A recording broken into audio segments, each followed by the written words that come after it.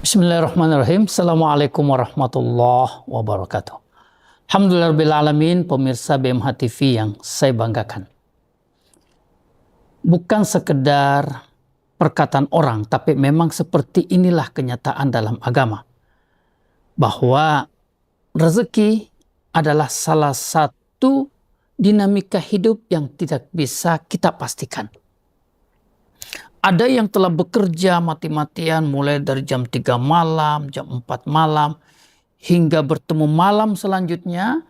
Namun ternyata hasil yang dia dapatkan itu tidak seperti orang yang memulai kerjanya di pagi hari. Ada yang cuma kerja 1-2 jam tapi hasilnya mengalahkan yang bekerja 8-10 jam. Mungkin ada yang berkata, wah itu tidak adil. Tapi di sisi lain, seperti itulah Allah mengatur rezeki. Bahwa rezeki tidak ditentukan dan tidak bisa dipastikan pada kuantitas atau berapa jam kita bekerja. Ya. Allah Subhanahu wa Ta'ala telah menetapkan bahwasanya Allah yarzuqu may yasha. Allah yang menentukan rezeki itu. Makanya kadang-kadang ya, di lisan kita ada yang disebut dengan rezeki nomplok. Ya, lagi duduk, tiba-tiba ada yang nyamperin. Ya, kerja dikit, tiba-tiba hasilnya gede. Ya, lagi nggak ngapa-ngapain, tiba-tiba notifikasi berbunyi, transfer masuk. Ya, rezeki nomplok.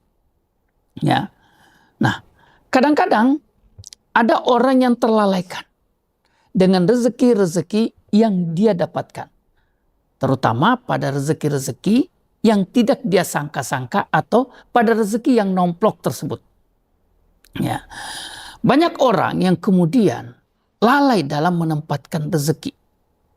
Menyangka bahwa rezeki itu diberikan oleh Allah untuk dirinya sendiri, untuk keluarganya, dan tidak ada hak orang lain pada rezeki yang dia dapatkan. Padahal kita harus mengatur dan memposisikan paradigma rezeki itu seperti Allah memposisikan makna rezeki di dalam agama ini. Hakikatnya rezeki adalah apa yang Allah Subhanahu wa Ta'ala berikan kepada kita, dan rezeki itu atau apa yang Allah berikan kepada kita berdampak pada maslahat dunia dan akhirat kita.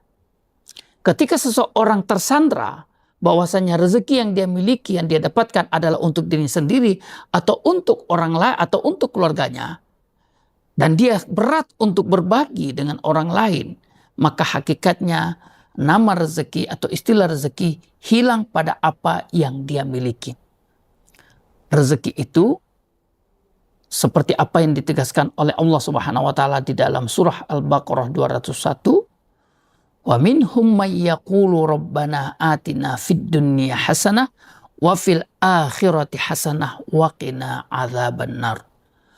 Rezeki yang sempurna atau rezeki yang hakiki adalah rezeki yang memberikan kita kemaslahatan dunia dan kebahagiaan akhirat. Yang kebahagiaan akhirat itu kata Allah wa qina adzabannar.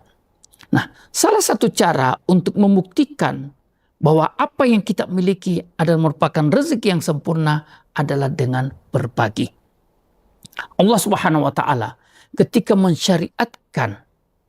menetapkan syariat berbagi dalam bentuk sodako, dalam bentuk zakat, dalam bentuk infak, dalam bentuk zakat fitri, fidyah, dan lain-lain sebagainya. Allah tidak bermaksud untuk mengurangi kegembiraan kita. Allah tidak bermaksud merampas kebahagiaan kita. Dan Allah tidak bermaksud untuk menutupi kita dari kebutuhan-kebutuhan diri kita.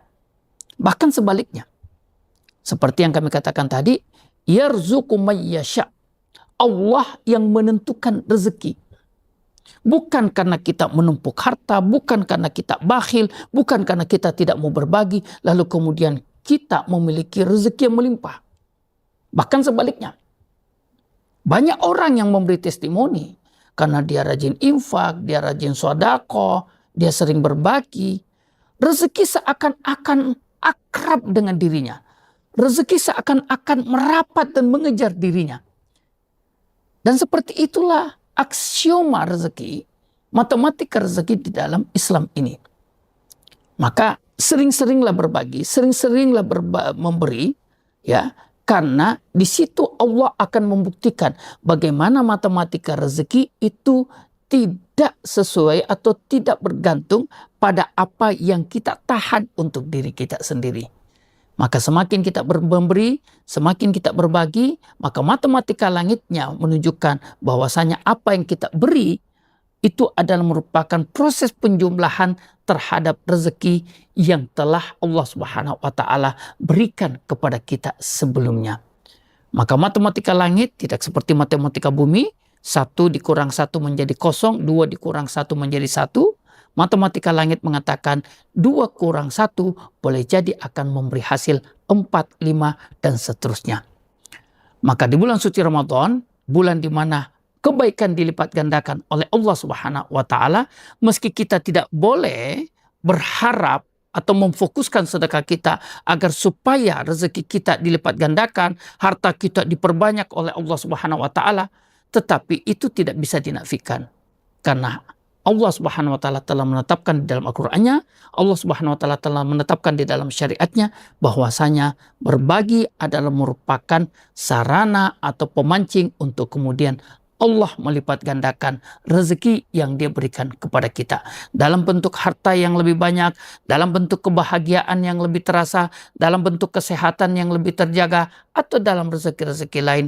Semua itu hanya merupakan impact atau merupakan dampak dari keinginan kita, ketundukan kita kepada syariat, banyak berbagi, banyak memberi, sebagai upaya untuk mendapatkan rezeki yang lebih banyak lagi dari Allah Subhanahu wa Ta'ala.